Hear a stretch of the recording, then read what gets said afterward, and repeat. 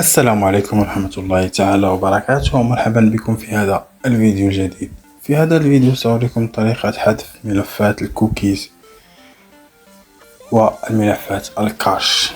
هذه الكوكيز والكاش التي يجمعها الفيسبوك عليك، يجمعها منك، فالفيسبوك يقوم بتجميع تلك المعلومات، ومنها يقوم استهدافك بالإعلانات، وهكذا تجد الكثير من الإعلانات في صفحتك. فمن أجل حذف هذه الكوكيز أو الكاش نقوم بالضغط على 3 نقاط في الأعلى.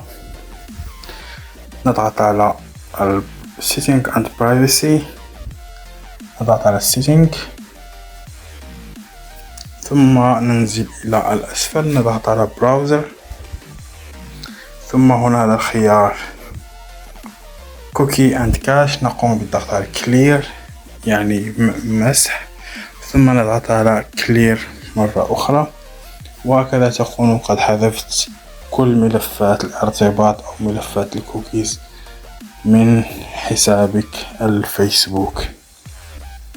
هذا ما كان لدي في هذا الفيديو، أتمنى تعجبكم الفيديو، الضغط على زر اللايك ومشاركة المقطع، والسلام عليكم.